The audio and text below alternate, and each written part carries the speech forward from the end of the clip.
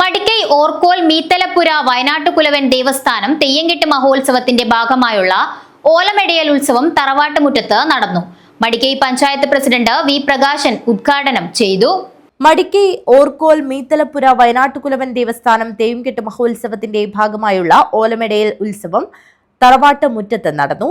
Madikkai panchayat president V Prakashan ഉദ്ഘാടനം ചെയ്തു. നമ്മുടെ തെയ്യംകെട്ട് മഹോത്സവം മാറുകയാണ്. നമ്മുടെ നാട്ടിലെ എല്ലാ ജനങ്ങളെയും ഒരുമിച്ച് നിർത്തിക്കൊണ്ട് ഏറ്റവും ആവേശപൂർവ്വമാണ് നമ്മൾ ഈ തെയ്യംകെട്ട് മഹോത്സവം ഇവിടെ സംഘടിപ്പിക്കുന്നത്. ഇതിന്റെ സംഘാടക സമിതി രൂപീകരണം തന്നെ ഒരു നാടാകെ ഇളകി വരുന്ന ആവേശകരമായ അനുഭവം നമുക്ക് മുന്നിലുണ്ട്. എല്ലാ ഉത്സവങ്ങളിലും നാം പ്രതീക്ഷിക്കുന്നത് ഇത് തന്നെയാണ്. ജാതിക്കും മതത്തിനുമെല്ലാം അപ്പുറം ജനങ്ങളെയെല്ലാം ഒരുമിച്ച് നിർത്തിക്കൊണ്ട് അവരുടെ സ്നേഹവും സാഹോദര്യവും മതേതരത്വവും എല്ലാം ഊട്ടിയുറപ്പിക്കുന്നതിനു വേണ്ടിയുള്ള ഏറ്റവും പ്രധാനപ്പെട്ട കേന്ദ്രമായി ദൈവിക സ്ഥാനങ്ങൾ മാറണം എന്ന കാഴ്ചപ്പാട് തന്നെയാണ് നാട്ടിലാകെയുള്ളത്. അതിന് ഏറ്റവും പ്രൗഢമായ ഉദാഹരണമാണ് മടിക്കൈ.